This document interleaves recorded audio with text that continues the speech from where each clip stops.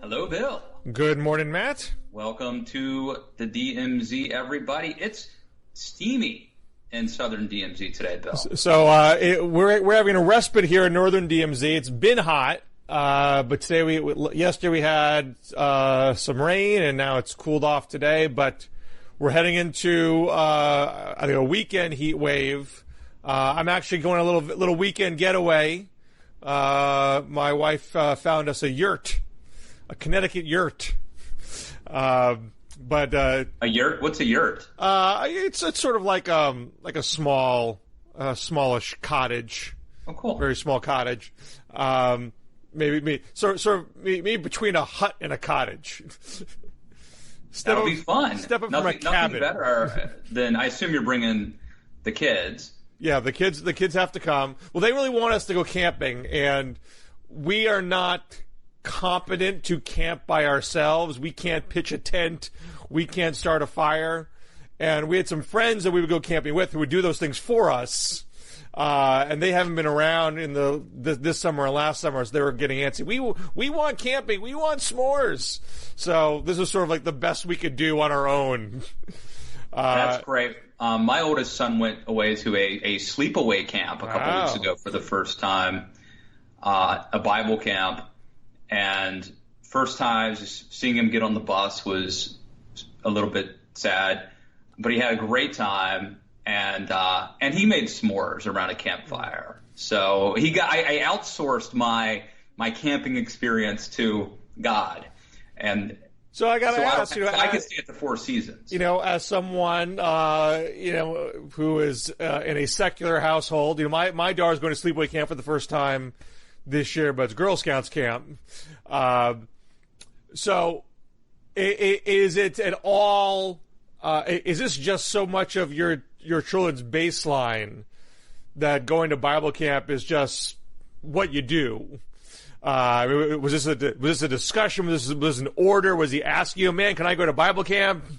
So what happened is, first of all, the fact that our kids are very frequently have stayed with an au pair or a nanny or a grandma overnight, or even for multiple nights, I think made it easier for him to go away to sleepaway camp. It wasn't traumatic because when I was his age, I almost never was away from my parents, mm-hmm. and so it would have probably been more jarring, but he's used to it. Mm-hmm. But no, we take him to Sunday school every Sunday, and they do a great job of propaganda, of talking about how awesome it's going to be. It turns out it actually is awesome too.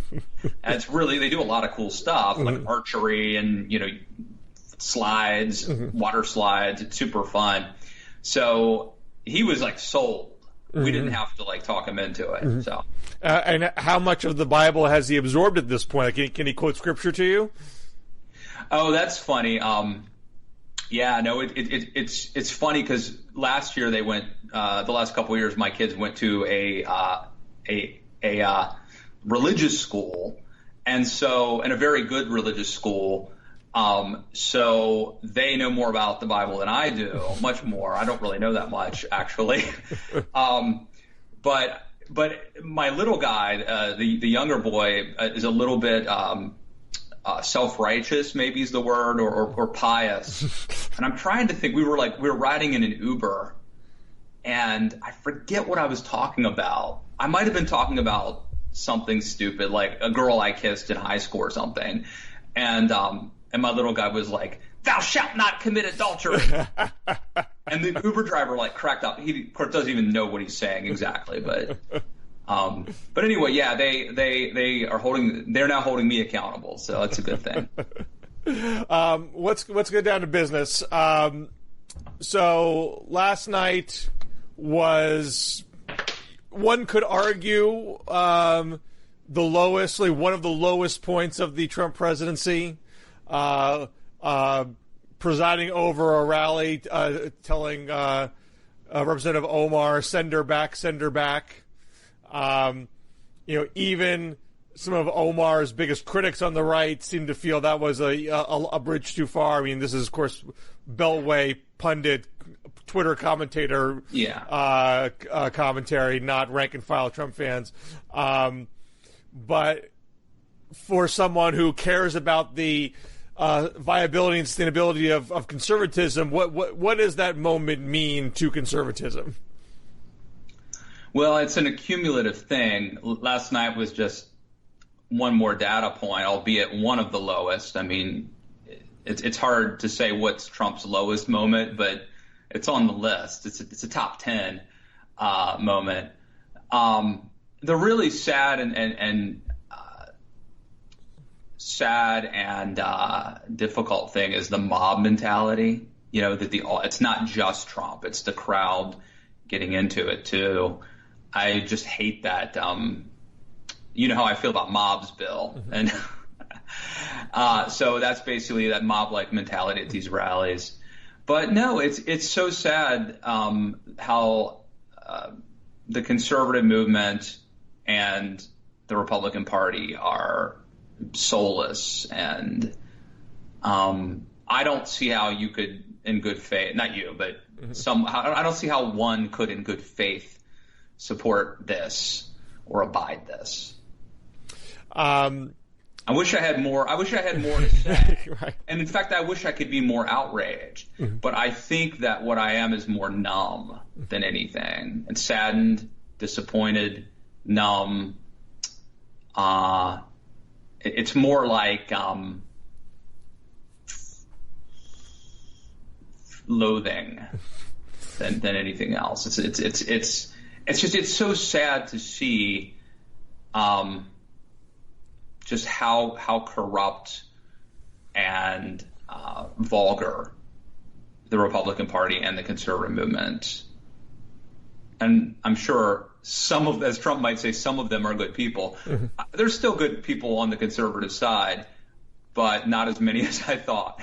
Now, have you picked up the new Tim Alberta book, American Carnage, which is all about how the Republican Party and the conservative movement and the evangelical leadership, made the devil's bargain with Trump? And I've only read what's been excerpted so far, but the reviews are very strong. There's lots of new information about how 2016 went down. I'm curious how much of you are aware of it, and how much have you absorbed of it? His publicist has sent me an audiobook, actually, which is super cool. Never had that happen before, but I like it. Sadly, I'm not able to download it on my phone. Well, that's less exciting. So I haven't listened to it. Now, the problem I have, Bill, is that, and by the way, let me just say, I think Tim Alberta is one of the best reporters in America.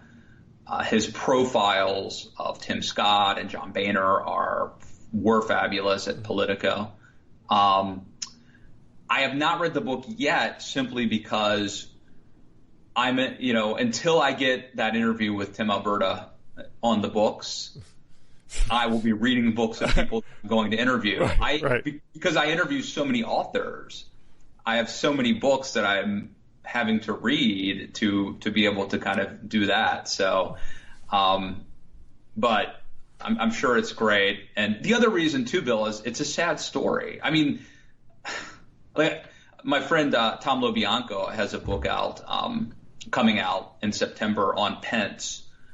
And it turned out to be kind of a very fun, enjoyable read, but I was dreading reading it because it's what I do for a living. And so, like, the idea of, like, forcing myself to read a book about the destruction of the Republican Party is not, for me, a fun thing that I want, that I look forward to. I mean, so is his Pence book tracking the Tim Alberta book in that this is representative of how conservatism bowed to Trump?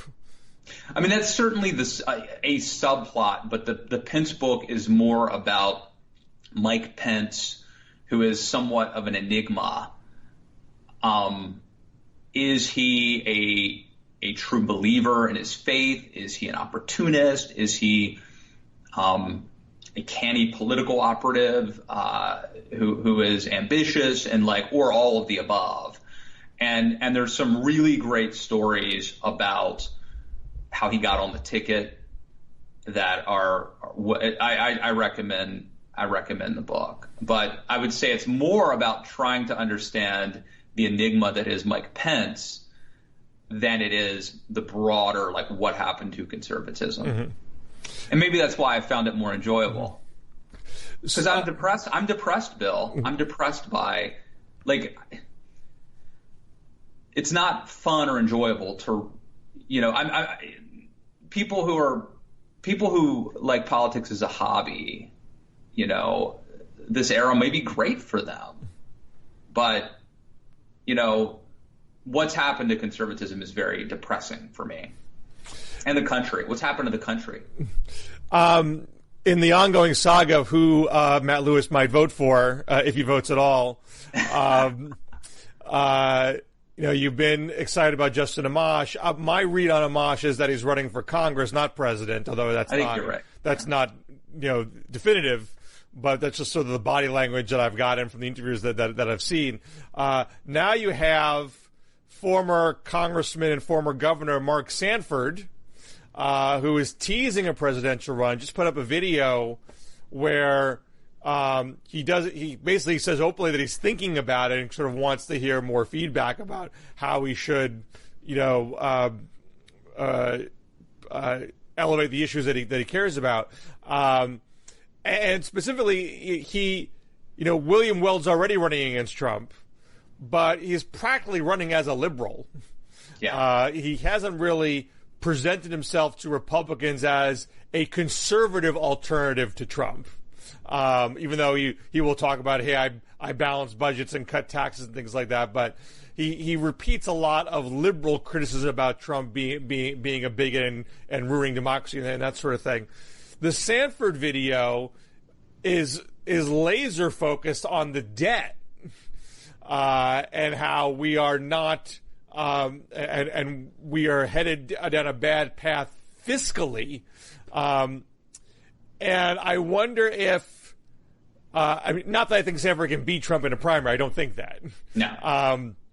But is there more opportunity for him to get oxygen as being a standard bearer of traditional conservatism, where it at least provides a safe harbor for people like you? Maybe that gets you, only 20, 30%, but that's if he was registering that much, like, he would get on TV. He would have rallies. People would show up, and you'd have. I don't know if Trump would engage it or if there'd be an actual formal debate between the two of them. But it would be news that this person exists. Whereas Weld has pretty much been an afterthought because he's not really running in a way that almost any Republican wants to see. So would a guy like that perk you back up, and want to learn more? No, he would. I'm not going to be perky. No, look, I think a couple. Obviously there's Appalachian Trail baggage, which is complicating. Oh, it seems quaint at this point. It does, yeah. It seems like, yeah. No, I think the part of the problem with Sanford is that temperamentally he's like Weld and Flake and Corker, and that he kind of seems weak. Mm-hmm. And one of the things I like about Amash is I think he seems strong, and also he's young.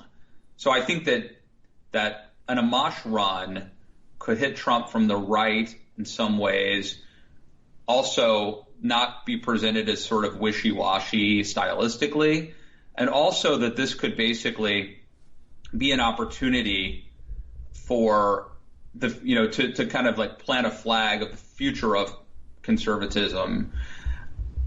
Sanford he's older, he's tied to the past.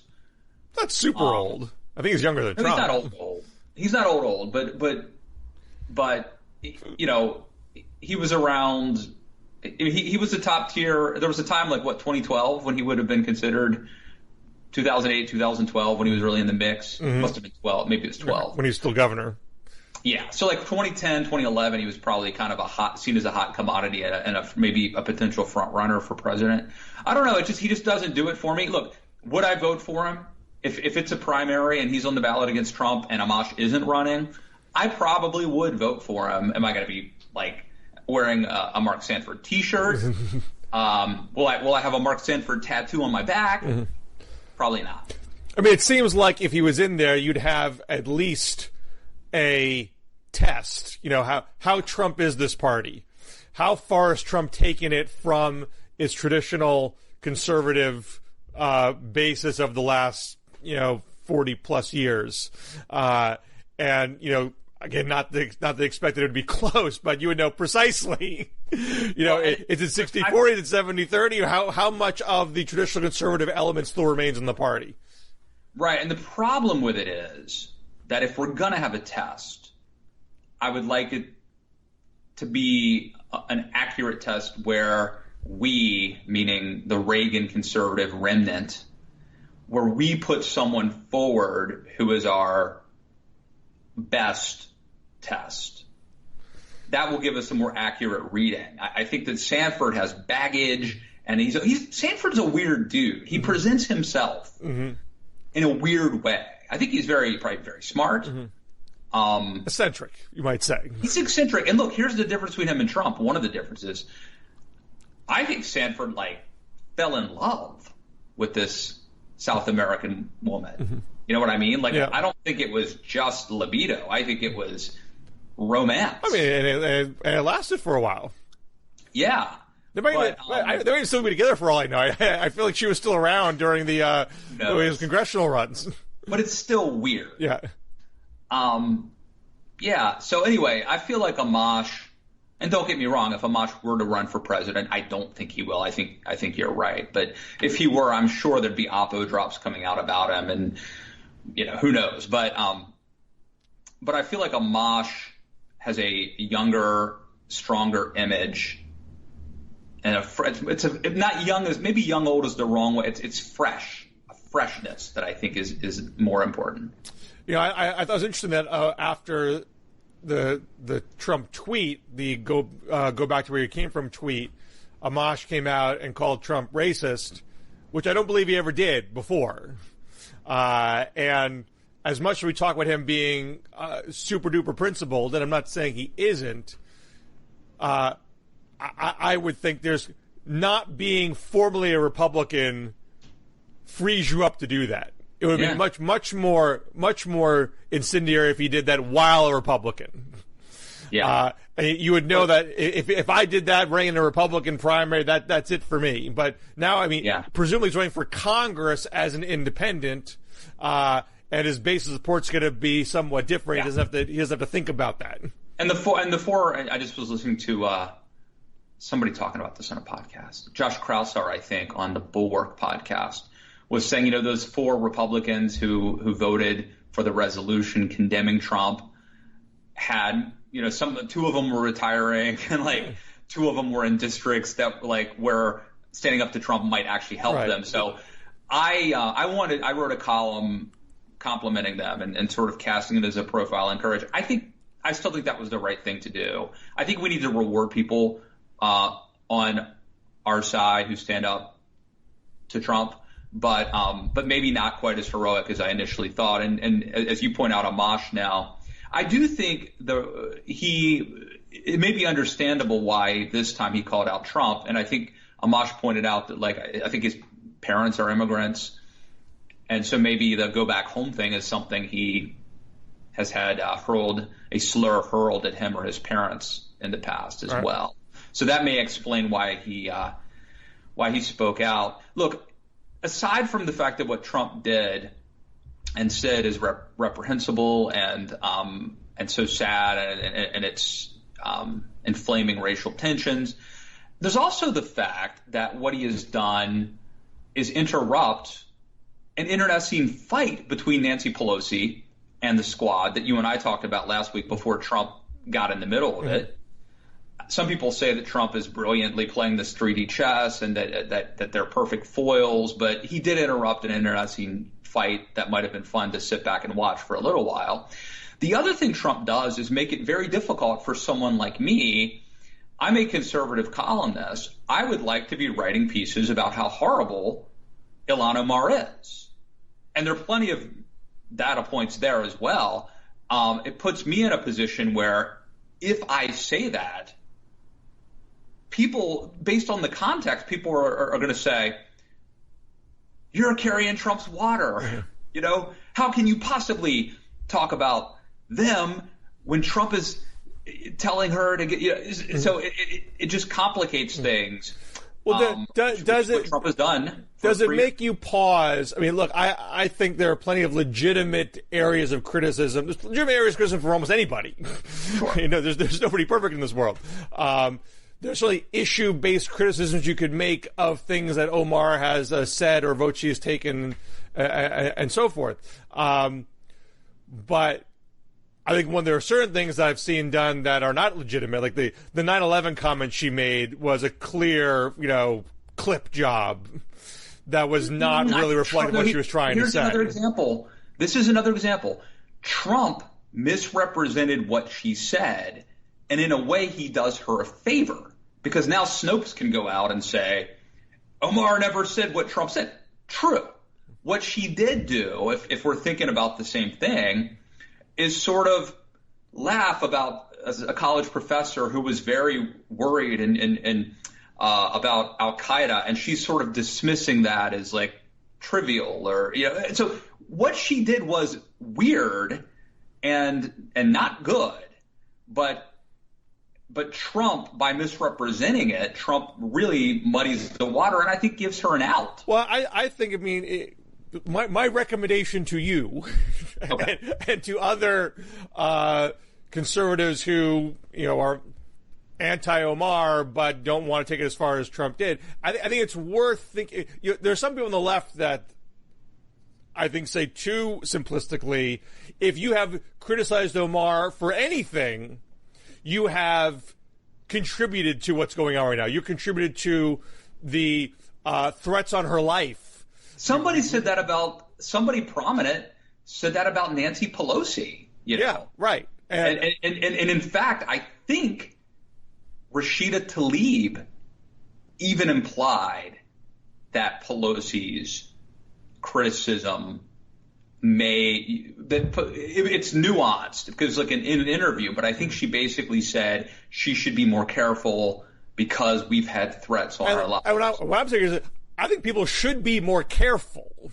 You should be very careful in how you level criticism because there are so many people, including the President of the United States, who are going to take anything that gives them an opening to play wedge politics and rile up a mob, which does very easily lead to death threats. And we're talking about real people's lives here. So I do think you should be very careful how you approach these sorts of things. I think, I think we should always all be very careful because ideas have consequences and words matter. But I would also say if you are a member of Congress, I'm not elected. I'm not beholden to the public. I don't make taxpayers don't pay my salary. That you probably shouldn't say it's all about the Benjamins, or you should make dual loyalty slurs. Yes, I think those things. Or you shouldn't talk about Israel what's the word? Hypnotizing the world. I agree with all of it. Now, some of the things she's apologized for, but I agree with you. Like she doesn't really apologize, though. Well, if you want to critique the apologies like that, that's fair also. People say, "Do you apologize?" And she says, "No."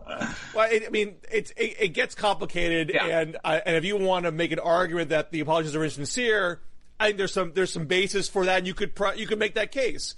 But I would hew really closely to what is actually said. I would give full context to words, and I would be very careful not to accuse her of being, anti-American, because it's so easily ripped out and used in very, very dangerous ways. I think we should always be careful about things, but I also don't think we should give people a pass. And there was actually a very flattering Washington Post piece about Omar and her, quote, complicated view of America. And I think that there's a similarity between Trump and the Squad, which is I don't think either Trump or the Squad see America as a particularly great place. Whether it's because of, in Trump's case, because we kill people too, we have people killed too, or our leaders have been weak, or we get ripped off on trade deals, or whether it's sort of Omar's worldview that I think, despite the fact that this country gave her safe harbor when she left war-torn Somalia, as the Post writes, I'm paraphrasing, but seems to view America through a prism of where racism and bigotry and our policy failures kind of outweigh what I may see as the American dream or the goodness of this country. I think Trump and the Squad both have a pretty negative view of at least the modern history of this country. Let's shift more into what's happening with the Democrats. Now, we're going to have the debate draw is today. The debate itself is in 2 weeks. When this is a horrible question to ask on a video, but so I know when is this lottery taking place? I think that it's a live draw on CNN tonight at 8 o'clock where they decide who is in which debate, and they're probably going to try harder to have it be even in terms of where the top tier and the bottom tiers get placed. So for the first debate, they made a first tier and a second tier, and so they'd split the first tier over 2 nights and the second tier over the 2 nights. Oh, I didn't. Okay, but I didn't know that. But that was not surgical enough. Yeah. So you ended up your top tier and it was too broad, and you had Biden, Bernie, Kamala, Buttigieg on one night, and only Warren on the other night. Yeah. So this time they're doing 3 tiers broken up over the 2 nights to try to avoid that problem. And so I believe out of the top 4, Bernie, Biden, Harris, Warren, they'll be split up over the 2 nights. They'll be 2 and 2 at least. Oh, okay, that's probably smart. And I think Buttigieg is being considered its second tier, and then there's with Beto and Booker and a few others.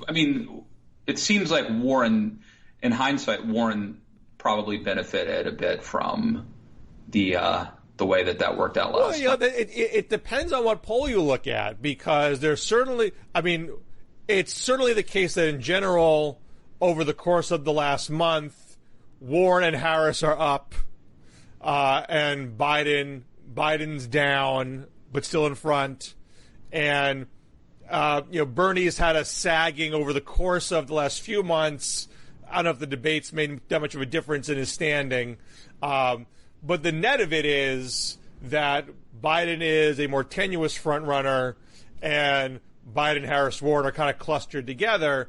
And depending on the poll, I've seen Warren in second, and I've seen Harris in second, and I've seen Bernie in second. So there's a debate still whether who got the most out of the debates. Was it Harris because she laid into Biden and got herself off the mat because she was kind of more of a second tier, now she's firmly top tier?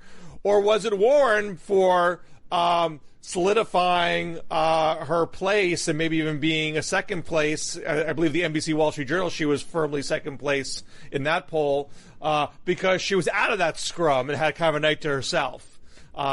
And that's sort of impossible to fully adjudicate, and it will all become a moot once the second debate happens.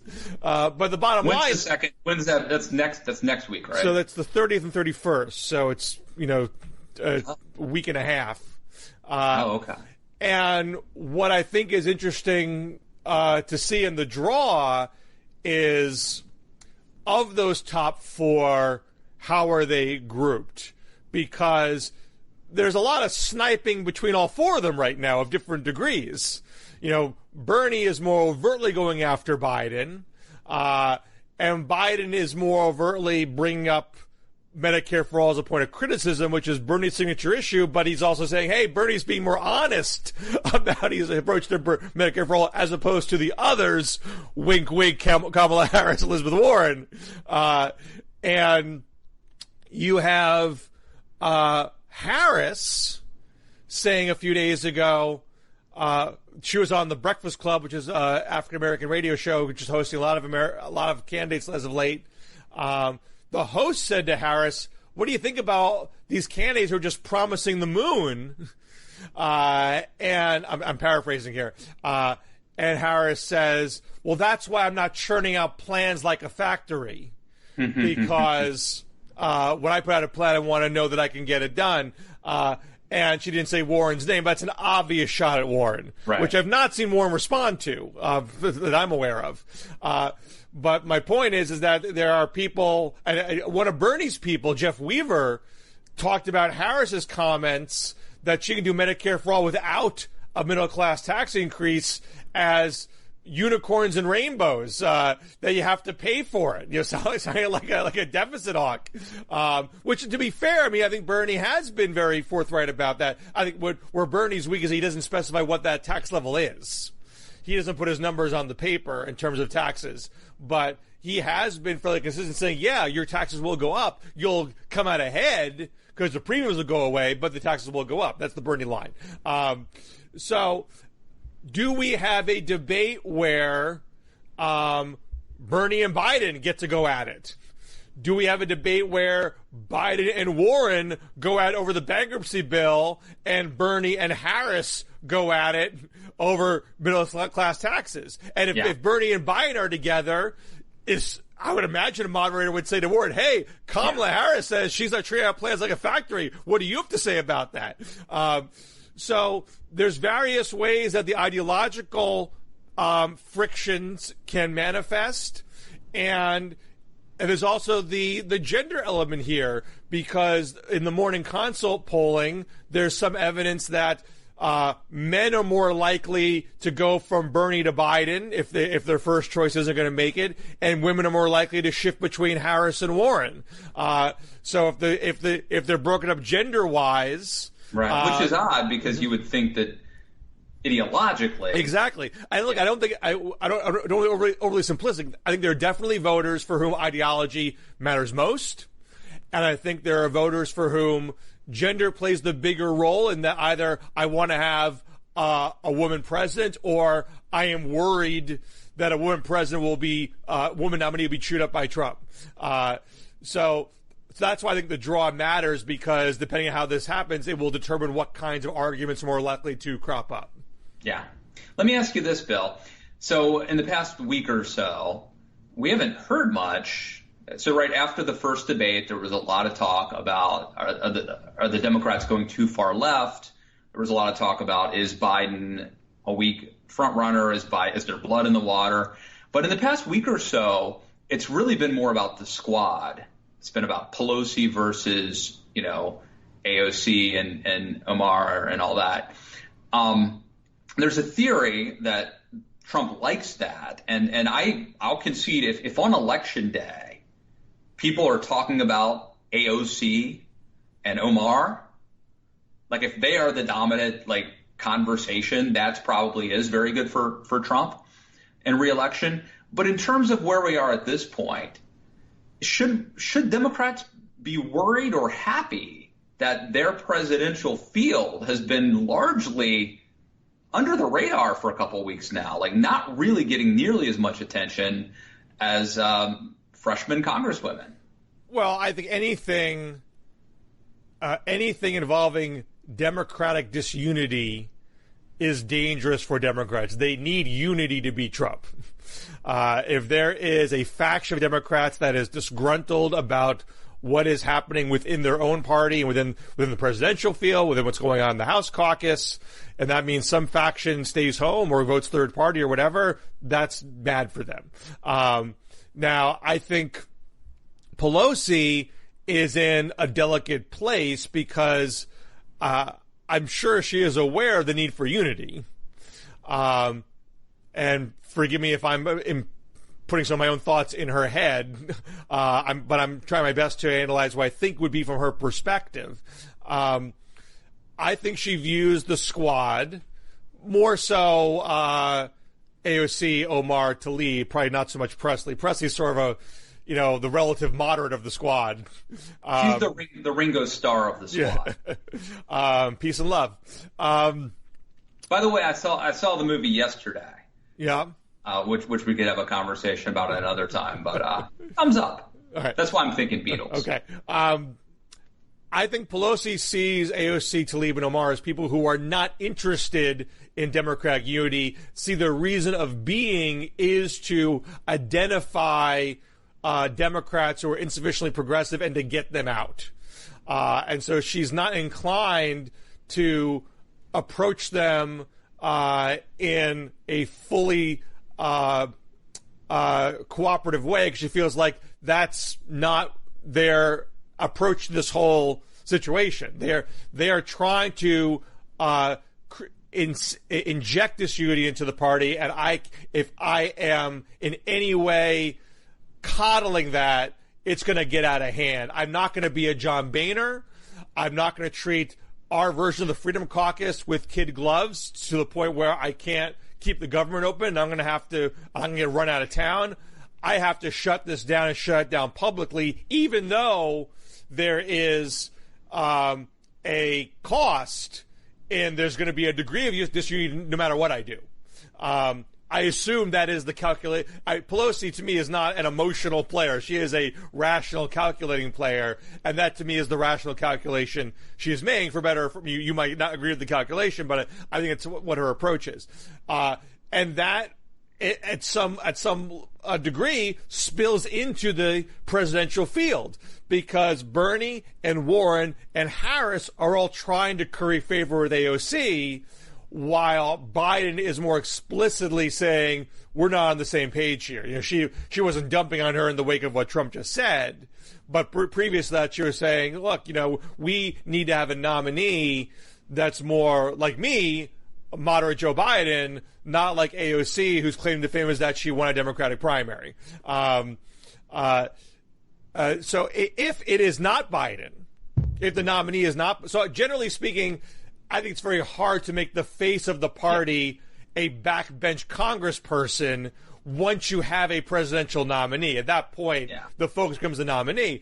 But if it is a Bernie or a Warren, and maybe in the case of Harris, assuming AOC has endorsed Harris, which I wouldn't expect, but if she actually managed to pull it off and they're seen as part of a unit, then it becomes easier for Trump to try to play that card.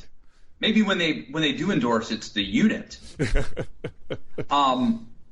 Let me just say, I take ideology out of the mix. If you just talk about, I've said this before, leadership, competence, I like Pelosi. And if this were like a draft, and my side could draft a player, it would be Pelosi. Mm-hmm. She's the best modern.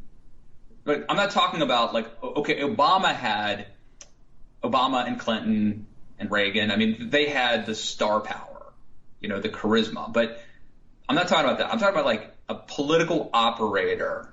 She's the best in the modern era, I think. And as rocky as I think Sean Trendy was saying, that's striking how much harder this is for Pelosi now than when she was Speaker in 2006 and 7, so 7 and 8. And yeah, you have a more openly unruly left flank here, but in terms of the votes, she is getting almost all of her votes. It's not quite batting 1,000. She's lost some motions to recommit, for example, but nothing major.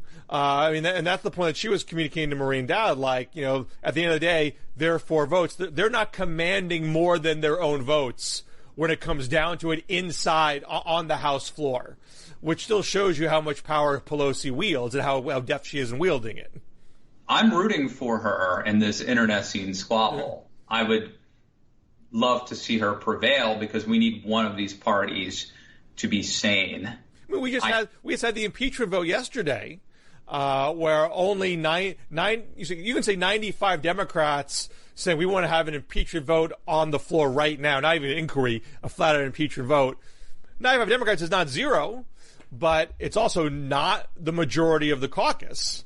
And that is a testament to Pelosi being very overt, being willing to take the heat, to be the lightning rod and say, look, I'm going to go out there.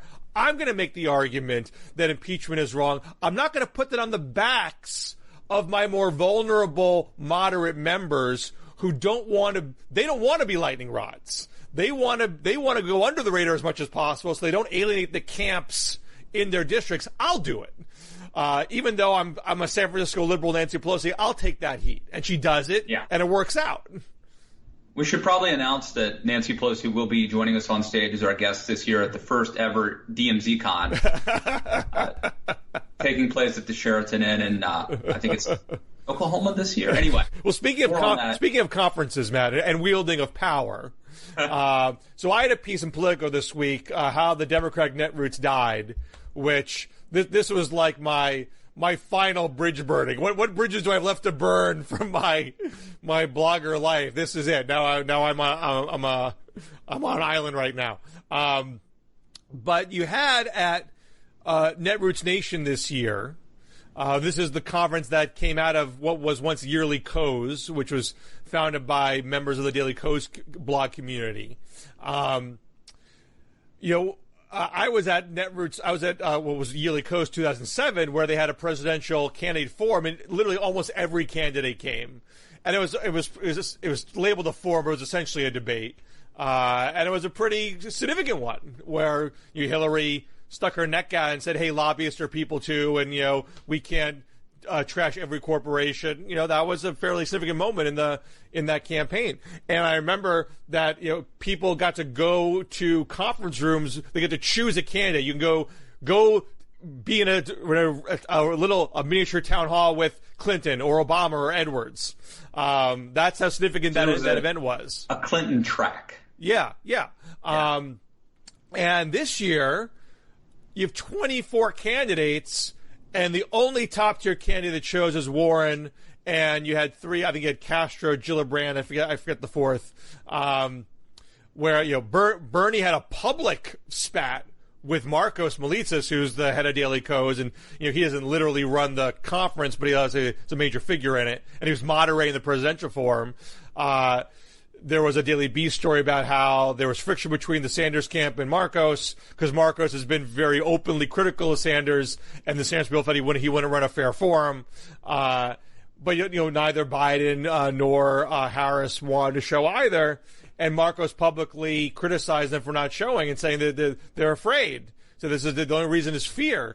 And my point was, they're not afraid. They're not afraid of snubbing you. They're not afraid of snubbing Netroots Nation, because this conference is not seen as representative of the entirety of progressivism or even the progressive online community anymore. So why is that? Why is this now seen as kind of a small niche event? And my argument was that Marcos and Jerome Armstrong, who ran MyDD, a blog that no longer functions, but he was once known as the blog father because one of the very early blogs, they co-wrote a book in 2006 called Crashing the Gate, where they articulate a vision of a progressive netroots movement that was fiercely partisan, but not all that ideological. Okay, they even said the only issue that unites Netroots activists at the time was the Iraq War, and so you got people. They were actively supporting candidates like Paul Hackett, who ran a House Special in 2005, who was expressly for gun rights and said he was for limited government, but he was against the war, and he called George Bush a chicken hawk. You've right. said, Matt, Republicans like Trump because he fights. Paul Hackett fought. Jim Webb, former Reagan cabinet official, his Secretary of the Navy. I don't know if it was a cabinet position, but still a Reagan administration official. And even when it came out in the campaign, they wrote an essay in the late 70s labeled "Women Can't Fight" and why they shouldn't be at the Naval Academy. He apologized for it, but that wasn't cause for the left to abandon him. He was against the war and he fought, and that's good enough. That was the ethos that Marcos and Armstrong were trying to cultivate, and by their own criteria, this would be a broad-based progressive movement. Then 2008 comes, and the blogosphere is divided over Obama and Clinton. Marcos and Armstrong are divided over Obama and Clinton. And a lot of folks at Daily Kos, there was even a walkout saying this site's too pro-Obama. Us Clinton people aren't welcome here. We're going to leave. And then in the aftermath of that, even some of the more Obama-friendly or neutral bloggers were starting to say, wait a second, Obama's not kissing our ring. Obama is even saying he doesn't really read the blogs. Obama flip-flopped on us when it came to immunity for telecom companies who helped Bush with warrantless wiretapping. This guy's not really part of our community. And that continued into his presidency, where Marcos, who was attacked for being too pro-Obama, called Obamacare a turd of a reform package, and Atrios, who I don't think endorsed between Obama and Clinton, he was always sour at the Obama administration for trying to talk up the stimulus and the recovery, characterizing it as "clap louder, you stupid hippies." And I didn't get into this in the article, but James Hansher talked about the efforts by Obama and Democrat-friendly Beltway institutions to organize the netroots as being the veal pen, where you get trapped and you don't get to speak your mind anymore. So by the time, so the whole notion of a unified netroots was gone at that point, and the conference itself. So I think what has happened is that there obviously still is there's still online political activity, of course. People still wage politics on the internet, but it's not cohesive on the left. It doesn't wield cohesive political power. And you now have a very loud, socialist faction of the netroots. So people like Chapo Chapas, who thought Coase was too institutionalist and too democratic, and criticized him in their book. And I think that's reflected at Netroots Nation. There's a history of heckling at Netroots Nation by people on the left. And so when Democrats says they're afraid, they're afraid of being heckled. They're afraid of having an embarrassing moment on stage. But the risk of that is there's the upside of winning over the quote unquote netroots there is so small, because the group there, some of the conference organizers said to me, this is their most well-attended convention in history, 3,800 people. Well, that's great for your conference. You have a successful conference. That's true. You're not a movement. You don't wield broad political power based on several thousand people in a hotel room. And the candidates say, what, the risk of being heckled is totally much more worrisome than who I'm going to win over there, because who is there is just not that many people. Yeah. And the leftmost voices now become dominant there, and that's a faction in a niche, not a broad-based movement. And it's amazing how much things have changed. I mean, I remember I was there when Rick Perry announced his presidential candidacy at the Red State Gathering in Charleston, South Carolina. And Red State used to matter. And, But even that event was always smaller than CPAC. I mean, I don't know how you feel about CPAC today, and I'm speaking of this as someone who's, outside of the conservative movement, but I went to one CPAC, I think it was 2007. CPAC always struck me as being much reflective of the conservative movement. You could go there and say, I can take the temperature of the broader movement by being here. It was a larger event. I think it's more like 10,000 people, but it just seemed like I could see what was going on there and then see what happens afterwards and say, there is connection between here and what's happening in conservatism generally. Now, you could argue that there was a sort of libertarian skew. Like Ron Paul did a little better in the straw polls there than maybe what he was doing nationally. So you could overstate that case, but it wasn't wildly off the mark, I think. I don't know if you feel differently. No, I think there used to be a way that you could kind of get a sense for things, and that's that's changed. But I think the other part of the conversation is just, I miss the blogosphere, Bill. It was a simpler time. Well, yeah, some people criticize my piece for some of my old blogger friends. There's definitely a narrative amongst former bloggers that we got screwed because of Facebook and Google, because they took our ad revenue, akin to how they took the newspaper's ad revenue. And I don't think that's... I think Twitter probably killed blogs more than anything. That's what I was going to say. I don't think it's an ad revenue issue. I mean, there's a small tier of blogs that was actually making money. And I'm sure maybe there's some folks who are on the bubble who are making an okay living doing it, and then Facebook and Google took that ad revenue, and so it was gone. But I don't see why... I mean, other people have monetized their social media projects. Again, most don't. Most podcasters don't. Most YouTubers don't. But there is a way to monetize social media if you have a big audience. Sure. The issue is that Facebook and Twitter took their audience, took their readership. You now go to Facebook and Twitter as your first place to read political news, not skipping from blog to blog by clicking blog rolls. That's what changed fundamentally. But what's sad is that as that, a byproduct of that change has been that the blogosphere used to encourage a sort of, Ezra Klein talks about this, a lot of sort of thinking out loud. It was not supposed to be the final word or the definitive word on something. You could blog throughout the day. You could have conversations like, Bill Scher over at Liberal Oasis says this. He's got a point, but as Hugh Hewitt points out here, I think he's wrong about this.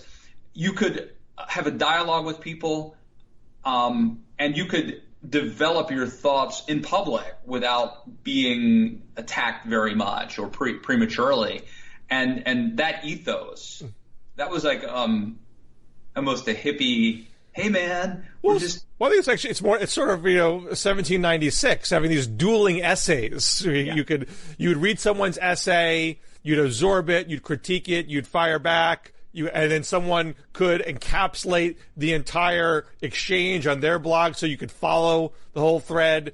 And on Twitter, I think Twitter is really good for instantaneous exchanges. I mean, the dialogue happens, but it's much more truncated. It's more geared towards, clapbacks and smackdowns. And look, let's not over-romanticize the blog. Twitter is more performative. I had the sense that the blog discussions we had and the blog fights we had were more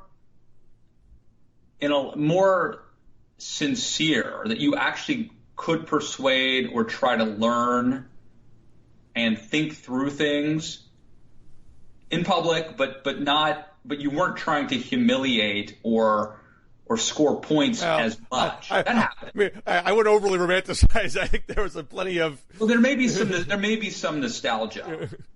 I'm not denying that we tend to glamorize our glory years. There's plenty of people doing takedowns and trying to score people. There's old conservatives called it fisking, which was an insult towards a British journalist, Robert Fisk, who was very much on the left.